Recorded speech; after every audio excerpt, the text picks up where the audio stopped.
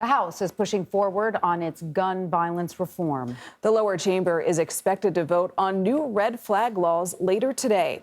The vote follows the House passing new sweeping gun restrictions Wednesday evening.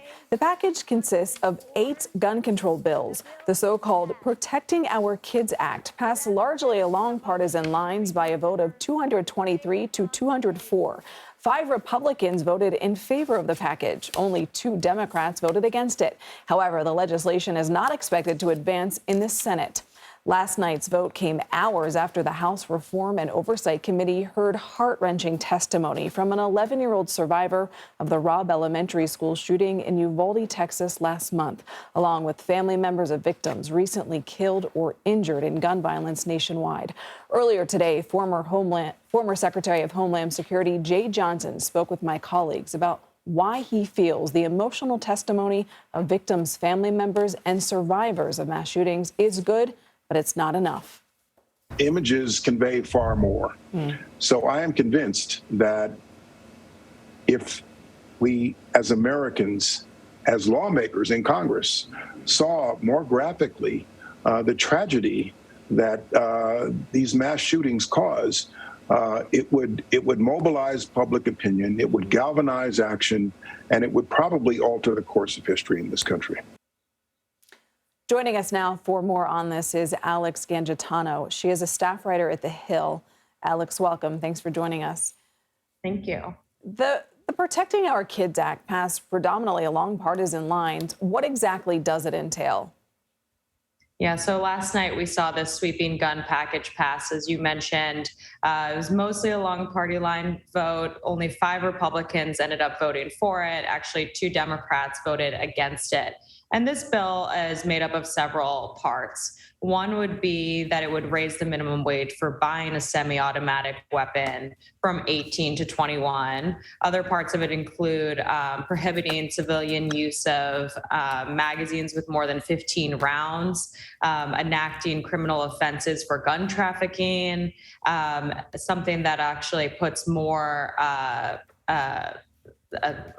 things to prohibit ghost guns, which is something that the president is actually very focused on too. These are guns that you can get almost mailed to your house and they're untraceable and don't have a serial number. So it would crack down on those and require a background check to receive those.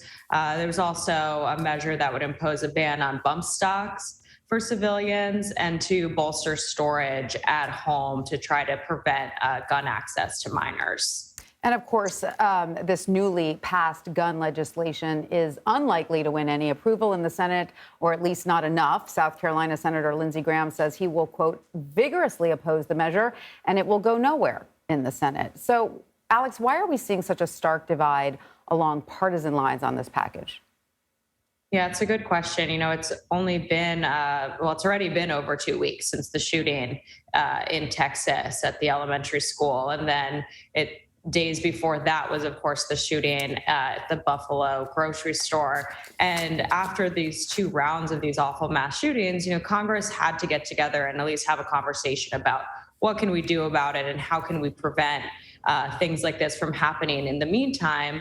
But it is such a partisan issue, and it has been for such a long time. I mean, after Sandy Hook happened, Congress didn't act on any sort of tighter gun control measures.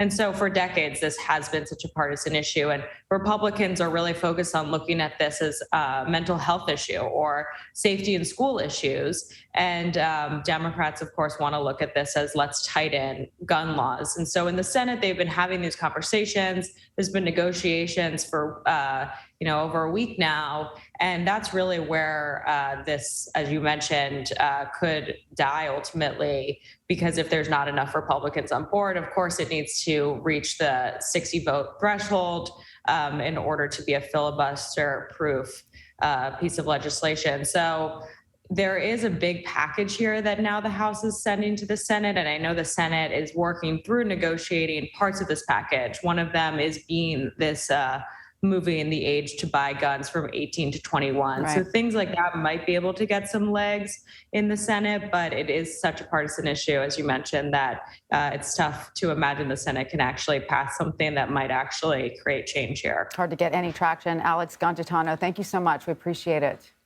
Thank you.